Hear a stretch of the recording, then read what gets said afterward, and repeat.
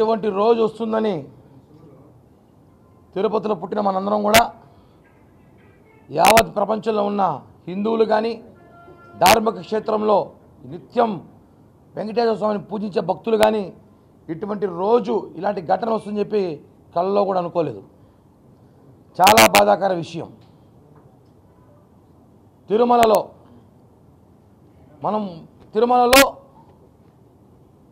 2019 జగన్మోహన్ రెడ్డి ప్రభుత్వం వచ్చిన తర్వాత ఉతారుగా 2 సంవత్సరాలు కరోనానో కోవిడ్ కారణాలతో గుడి సరిగా తెరవకో భక్తులు సరిగా రాకో వదిలేద్దాం. ఉతారుగా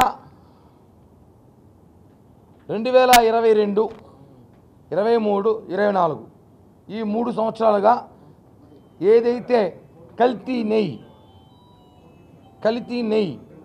వాడుతున్నారు, జంతువుల మాంసపుతో తయారు చేసే నెయ్యి వాడుతున్నారు, బీఫ్ ఆయిల్తో పాటు beef fat oil, cow fat ఆయిల్తో పాటు ఫిష్ ఆయిల్తో పాటు వాడుతున్నారని చెప్పి ల్యాబ్ రిపోర్ట్ ఇచ్చింది. ఇక్కడ ఇది జనసేన పార్టీ ఆఫీస్లో లేకపోతే టీడీపీ పార్టీ ఆఫీస్ వచ్చింది కాదు.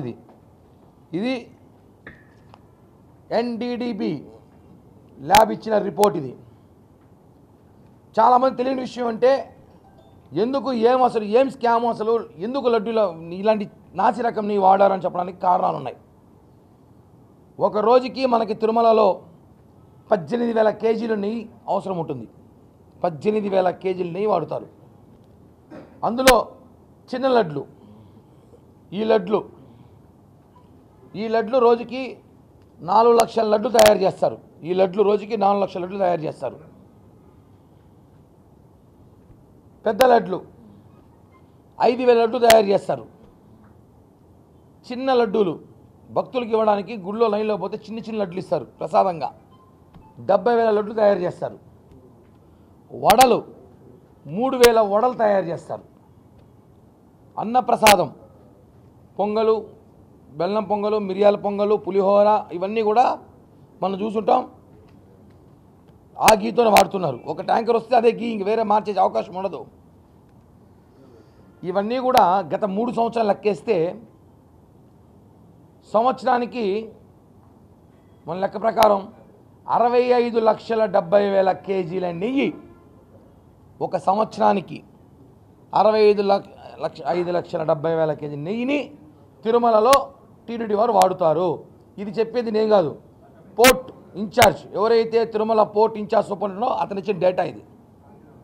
వాళ్ళు గతంలో 2 సంవత్సరాలు అనుమానం చెప్తూనే ఉన్నారంట.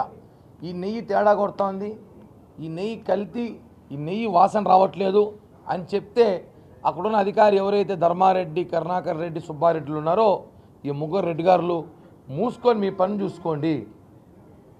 వాళ్ళు చెప్తే కూడా పట్టించుకోలేదు. పోర్ట్ అధికారులు, పోర్ట్లో పనిచేసేవాళ్ళు, పాపం వాళ్ళు పోర్ట్లో పనిచేసే స్వాములు పోతే అప్పుడు ప్రభుత్వం పట్టించుకోలేదు. ఉతారుగా ఈ లెక్కకి 320 రూపాయలు నెయ్యి కేజీ వీళ్ళ అకౌంట్లో చూపించింది. ఎఫ్ఐ సిఇఓ బాలాజీ గారు అడగాలి మనం. ఇప్పుడు దీంట్లో ఒక దొంగ ఉన్నాడు, ఆ దొంగ పేరు బాలాజీ. ఎఫ్ఐ సిఇఓ, అతని దగ్గర లెక్క ఉంది. అతను ఏం చేస్తున్నాడు ఈ సంవత్సరాలుగా? గత ప్రభుత్వంలో వాడుతున్న నెయ్యి ఎంత? ఎవరైనా రోజులు పెరిగే కొద్దీ పెరుగుతుంది ఖర్చు.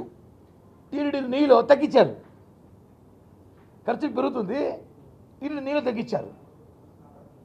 మామూలుగా 300 రూపాయలు, 500 రూపాయలు, 600 రూపాయలు నెయ్యి వాడే టీడీపీ ప్రభుత్వంలో జగనన్న ప్రభుత్వం రావడంతో 320 చేశారంట. అర్థం చేసుకో మనం. అక్కడ అధికారి ఎఫ్ఎన్సీ ఎవరైతే అకౌంట్స్ ఆఫీసర్ ఉన్నారో అది చూడాలి కదా, ఏం జరుగుతాం లెక్క. ఎందుకు తక్కువ నెయ్యి వాడుతారంటే ఆ నెయ్యి టీటీడీ వాళ్ళకి పడేదే 100 నుంచి 120 రూపాయలంట. 1 కేజీకి 200 రూపాయలు స్కామ్ ఇది. 1 కేజీకి 200 రూపాయలు లెక్క ప్రకారం. టీటీడీ చూపిస్తున్న లెక్క 320 రూపాయలు లెక్క చూపిస్తాను నెయ్యికి 1 కేజీకి ఇంత వాడుతున్నామని. అంటే సంవత్సరానికి 65,70,000 ఇంటూ 200 వేసుకోండి. దీనమ్మ క్యాలిక్యులేటర్ సరిపోరు, లెక్క ఇంత వేసిన లెక్క క్యాలిక్యులేటర్లో సరిపోలే లెక్క. అంటే 135 కోట్లు సంవత్సరానికి ఉతారుగా. 3 సంవత్సరాలకంటే దాదాపు 500 కోట్ల దగ్గర ఇది స్కాము.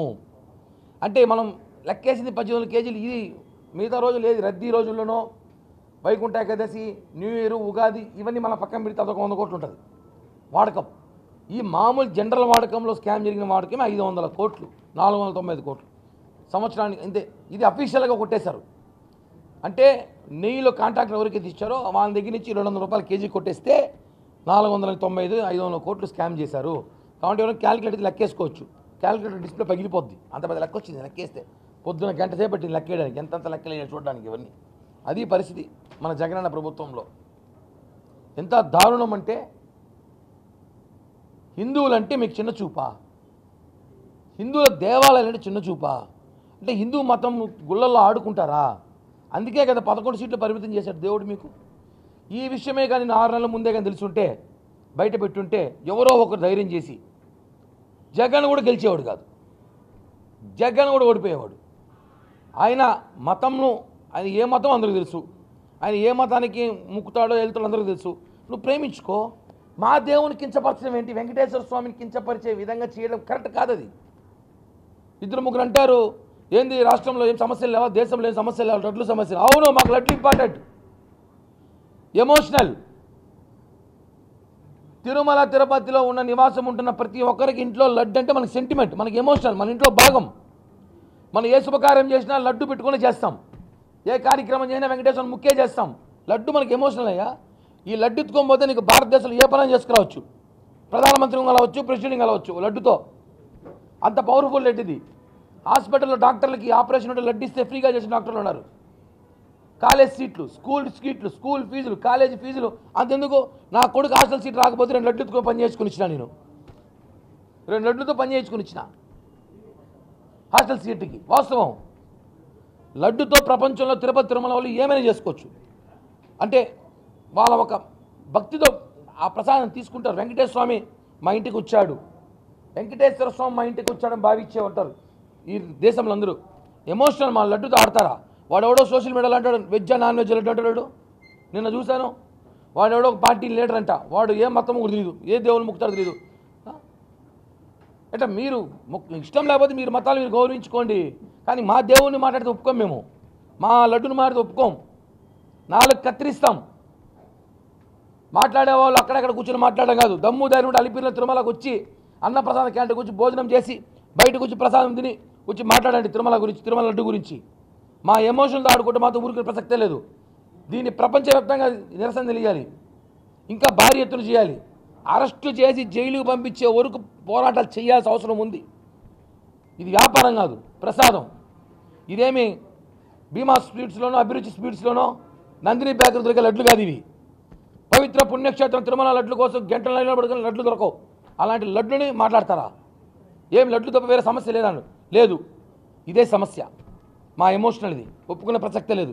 ఎంత దూరమైనా వెళ్తాం, ఏమైనా చేస్తాం. 4 కత్తిరిస్తాం లడ్ల గురించి ఇంకోసారి కానీ ఎవడైనా మాట్లాడితే. ఈరోజు చూడండి, మా అధినేత పవన్ కళ్యాణ్ గారు పశ్చాత్తాప దీక్ష చేస్తున్నారు. గొప్ప నిర్ణయం. ఈ ప్రభుత్వంలో బయటపడినందుకు ఆయన బాధపడి ఏం చేయాలి తెలియక ప్రభుత్వ చేతిలో ఉంది, చేయాల్సిన చట్టం అని చేస్తూ ఉన్నాం. మనసులో బాధకి పశ్చాత్తాప దీక్ష చేస్తున్నాం. జగన్మోహన్ రెడ్డి ప్రాయచిత దీక్ష చేస్తున్నాడు. జగన్మోహన్ రెడ్డి ఏం చేస్తున్నాడు? వైవి సుబ్బారెడ్డి ఏం చేస్తున్నాడు? కరుణాకర్ రెడ్డి ఏం చేస్తున్నాడు?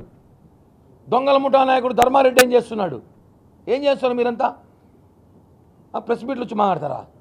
నిజంగానే మీకు నేను ఒకటే అడుగుతున్నా జగన్మోహన్ రెడ్డి, నిజంగానే నువ్వు తప్పు చేయలేదు, నీకు హిందువుల పైన గౌరవం ఉంది, వెంకటేశ్వర స్వామి మీద భక్తి ఉంది, మీకు మీ భార్యకి మీ కుటుంబ సభ్యులకు ఉంటే రండి తిరుమలకి.